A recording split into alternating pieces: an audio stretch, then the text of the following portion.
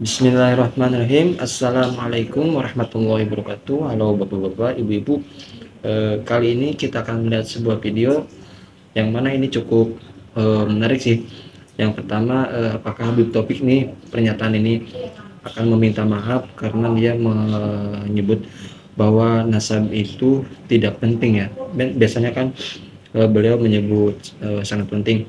Dan yang kedua, ada seorang penceramah menyebut bahwa membenci Habib itu lebih bahaya daripada meninggalkan sholat, haji, dan puasa. Kita lihat saja ke videonya teman-teman, simak sampai akhir biar nggak gagal paham ya.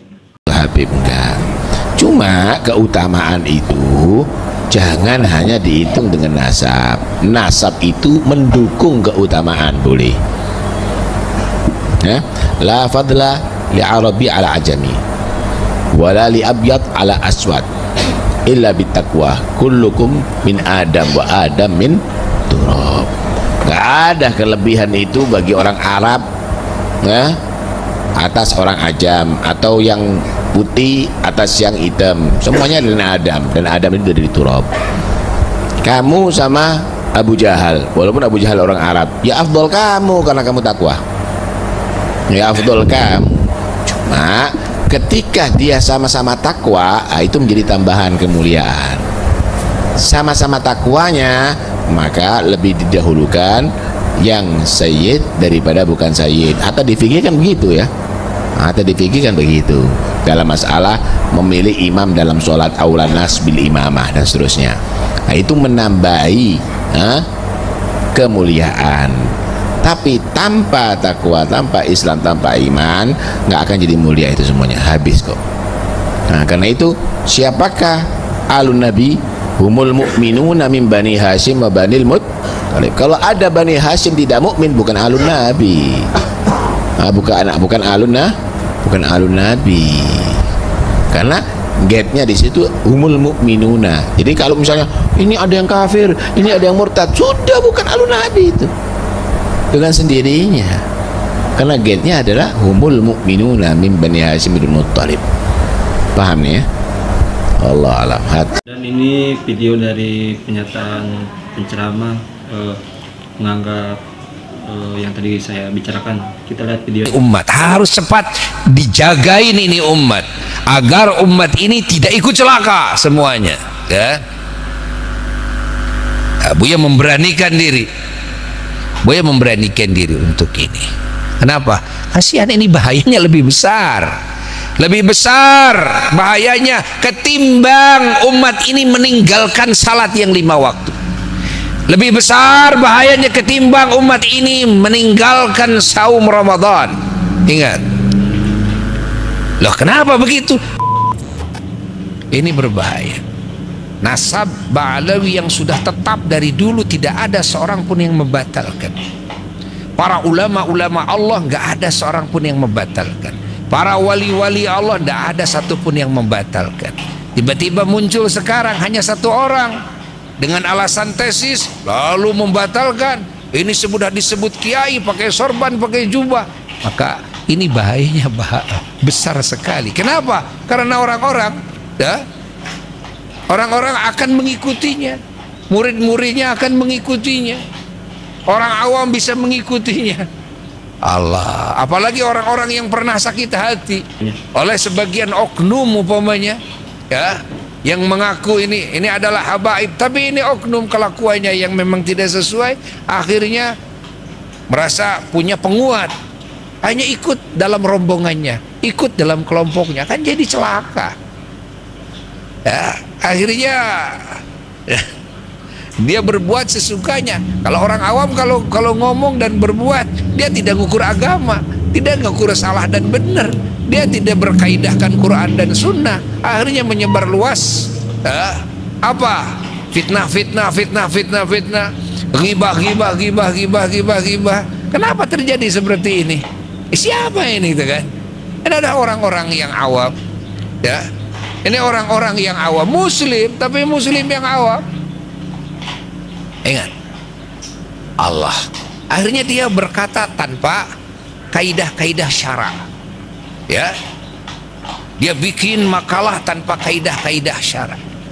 Ingat, dia berbuat tanpa kaidah-kaidah syara. Ini gara-gara apa? Gara-gara terplesetnya seorang alim. Ini berbahaya sekali, kan? Berbahaya sekali. Makanya Buya ya terus akan menyuarakan kepada umat, akan menyuarakan. Ingat, menyuarakan kebenaran ini.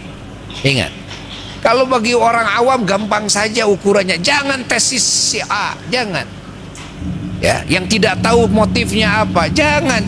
Tapi lihatlah para ulama dari dulu tidak ada yang pernah membatalkannya. Para wali-wali dulu nggak ada yang pernah membatalkannya. Apakah orang ini lebih tahu daripada para ulama? Apakah orang ini, ingat, lebih berilmu daripada ulama-ulama yang itu? Apakah orang ini waliullah seperti halnya ulama-ulama itu? Apakah orang ini punya ilmu kasyaf seperti halnya ulama-ulama itu yang menetapkan? Catat jadi, cukup kita bagi umat Islam dalilnya seperti itu, jangan didengar. Dalil itu, dalil ini, hanya dalil saja, jangan didengar. Jangan didengar. Ini celaka. Ini celaka, ini terplesetnya seorang yang alim. Ingat, dia punya murid, dia punya jemaah, dia punya simpatisan. Bahaya, bahaya ini, bahaya, bahaya. Ini harus diluruskan ini umat, harus cepat dijagain ini umat, agar umat ini tidak ikut celaka semuanya. Buya memberanikan diri, Buya memberanikan diri untuk ini. Kenapa? Kasihan, ini bahayanya lebih besar. Lebih besar bahayanya ketimbang umat ini meninggalkan salat yang 5 waktu. Lebih besar bahayanya ketimbang umat ini meninggalkan saum Ramadan. Ingat. Loh, kenapa begitu? Kalau meninggalkan sholat fardu, meninggalkan ibadah, meninggalkan saum, tidak haji, tidak zakat, tidak haji umpamanya, tidak sholat, tidak saum, ini urusannya dia dengan Allah. Tapi kalau sudah dia membatalkan nasab ba'alawi ini daripada dzurriyyah Rasulullah sallallahu alaihi wasallam, lalu menganggap kepada para habaib ini adalah penipu, perampok nasab, berarti sudah burukkan hatinya. Kalau sudah busuk hatinya kepada siapa itu? Para wali-wali Allah di dalamnya. Siapa itu? Para ulama Allah di dalamnya. Ingat, ingat, catat itu. Ini berbahaya, berbahaya sekali, berbahaya sekali ini. Kalau wali-wali Allah, ulama-ulama Allah di dalamnya orang-orang saleh yang Allah cintai, lalu dihinakan oleh kita, lalu kita suudzon kepada mereka, lalu mulut kita buruk kepada mereka, mencaci maki mereka. Wow, lebih besar ini bahayanya, sangat sungguh lebih besar. Tidak cukup dengan bertobat saja kepada Allah. Tidak cukup. Tidak cukup. Ya, saya sudah minta maaf saja kepada para habaib. Habaib yang mana yang kamu minta maaf? Bukankah habaib di kamu cacar semuanya, kamu babat semuanya? Seluruh yang namanya habaib yang ada di alam barzah sekarang, bagaimana kamu minta maaf? Kepada yang masih hidup juga belum tentu kamu bisa bertemu dengannya.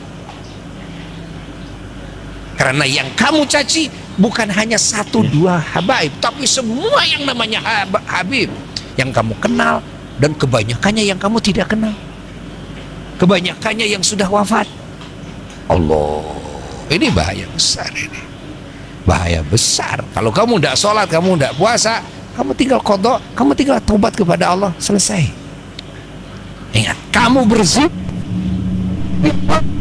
kamu tinggal berhenti bertobat kepada Allah, selesai. Ketika kamu bukan cuma kepada satu habib, kalau kepada satu habib yang oknum wajar. Kalau kamu menyelesaikan, tinggal habib itu saja. Ketemu aja sama habib itu. Kan kamu tidak bisa. Ketemu kamu dengan ketua Robitoh, ketemu kamu dengan kumpulan Habib yang ada di Indonesia. Tidak bisa. Kenapa? Yang kamu babat itu seluruh Habib ahya'an wa amwat, baik yang masih hidup maupun yang sudah wafat. Artinya kamu menghina semuanya. Kamu disidang di hadapan Allah. Siap. Dan ini kita mendengarkan ceramah dari Habib yang mana beliau Masya Allah telah bermimpi dengan Nabi Muhammad SAW. Kita dengarkan, semoga kita kecipratan berkahnya teman-teman. Kita doakan semoga beliau sehat selalu. Oke, kita cukup video. Bangsa yang hobi dongeng. Mungkin dongeng kalau di negara Mesir, di Saudi tidak populer, tapi bangsa ini doyan dongeng, dan itu bagus. Terkadang seorang tua ketika dia melakukan dosa, ketika dia bermaksiat kepada Tuhan, yang dia ingat nasihat nenek moyangnya yang berbentuk dongeng, bisa sadar dia dari situ. Saat itu ketika hati saya gundah, ini benar apa tidak? Apalagi tidak boleh pakai bahasa Indonesia, saudara. Kata Ki Ahmad, ini ijazahnya dari sana bahasa Jawa. Alhamdulillah saya paham bahasa Jawa, tapi bahasa Jawa Tegal beda. Kasar-kasar sedep. Kalau Jawa Timur halus-halus nikmat, beda. Kalau Tegal kasar-kasar sedep. Saya dari Jawa Timur dipaksa harus pakai bahasa Tegal. Jadi maju mundur, iya apa tidak ini. Ki Ahmad cerita, ini begini, saya dulu dapat isyarah mimpi ini, Habib Saleh Tanggul, Habib Husin Warbatang, Bapak jenengan kesini waktu itu saya dipanggil, Allimin nas allamakallah, Allimin nas allamakallah. Belum menerima hati saya. Sebab saya kalau kata ibu saya ini cengkal. Jujur saja, nggak gampang saya ikut orang itu. Tidak gampang, masih ragu saya. Dilihat kitab, ini benar wujud kidam bako dalil ini, tapi entah hati masih belum. Di tengah-tengah saya seperti itu, saya bermimpi Rasulullah sallallahu alaihi wasallam dan Syekhuna Kiai Said duduk di depan Nabi Muhammad sallallahu alaihi wasallam. Wallahi ini mimpi hak. Saya tidak pernah buka kepada orang. Ini mungkin kali terakhir saya hadir hall. Saya tidak suka keluar. Sudah lama saya tidak keluar. Tapi ini penting, harus saya buka. Saya sudah tidak suka berkumpul dengan orang. Saya lebih suka di rumah membaca kitab, ibadah. Tapi saya ditakdirkan saya buka. Tolong dipahami. Jadikan prinsip. Tidak gampang kiai dibenarkan Nabi Muhammad sallallahu alaihi wasallam. Kiai Said membaca risalah awal di depan Rasulullah sallallahu alaihi wasallam. Karena saya kotor, saya tidak melihat muka Nabi dari depan tapi dari belakang. Muhammad sallallahu alaihi wasallam memakai gamis putih, imamah, rida, Syekhuna duduk di depan Nabi membaca risalah awal. Dulu cetakannya masih coklat, kurang bagus cetakannya yang dulu itu yang beliau baca di depan Nabi. Kemudian saya teringat pesan Sayyidina Maulana Al-Walid Al-Habib Abdullah bin Abdul Qadir Al-Faqih, kalau mimpi Rasulullah sallallahu alaihi wasallam tidak mungkin dari syaitan. Hak, famadza ba'da al-haqqi illa ad-dhalal, kata Al-Qur'an. Kalau ada seorang dibenarkan Nabi Muhammad sallallahu alaihi wasallam, baru jatuh ego saya, baru jatuh kecengkalan saya, kekakuan saya hilang. Ini orang benar, ini orang bisa membawa orang kepada Allah. Saudara-saudara saya, ada orang-orang yang sudah meninggal masih bisa mendidik, disebut murabbir ruh. Jasadnya mati tapi bisa mendidik. Kalau anda ziarah ke para wali, kata Al-Habib Abdul Qadir bin Ahmad bin Faqih, idza jalasta indal wali ma asabakal matar asabatkar rusyusha. Kalau engkau duduk di depan wali, Kalau engkau ahli dosa mungkin tidak mendapat hujan rahmat, tapi mendapat percikan rahmat. Satu percikan rahmat dari Allah yang anda dapat di depan makam wali. Kalau anda tidak suka solat, anda akan dirubah menjadi ahlus salah. Yang kalau Ramadan belum puasa akan dijadikan ahlus siyam. Yang hatinya kaku, tidak cinta kepada ulama akan dilunakkan untuk mencintai ahlullah. Yang tidak suka membaca Quran akan menjadi ahlul Quran. Yang usianya 60, 70 kalau suka ziarah wali akan diberi husnul khatimah, saudara. Akan diberi husnul khatimah. Anda akan kemana lagi? Sebentar lagi akan meninggal, akan masuk alam kubur, akan berhadapan dengan mungkar wa nakir. Siapapun anda, kiaikah, sayyidkah, pejabatkah, alimkah, siapa saja ada akan masuk ke alam qabr, akan bertemu al mungkar wa nakir, akan dicabut oleh malaikat Israel, imma ilal jannah wa imma ilan nar. Kalau tidak ahlul jannah akan menjadi ahlul nar. Na'udzubillah, na'udzubillah, na'udzubillah. Oke teman-teman, bapak-bapak, ibu-ibu semua, kita sudah menyaksikan tadi beberapa video yang mudah-mudahan kita terbuka wawasannya, dan mudah-mudahan kita menjadi orang yang lebih baik lagi. Amin ya Allah ya Rabbal Alamin. Kita doakan kepada semua guru-guru kita, para habaib, semuanya sehat selalu, Allah lindungi dari mara bahaya teman-teman, dari segala mara bahaya. Semoga kita semua juga sehat selalu ya teman-teman. Tadi ada Habib juga yang menyatakan pernah bermimpi gitu ya bertemu Nabi. Mudah-mudahan kita kecipratan berkahnya ya teman-teman ya. Dan kita doakan semoga orang tua kita sehat selalu, panjang umurnya teman-teman. Amin ya Allah, amin ya Allah ya Alamin. Terima kasih. Sampai berjumpa di next video. Saya Muhammad. Assalamualaikum warahmatullahi wabarakatuh. Allahumma shalli ala Muhammad wa ala Muhammad.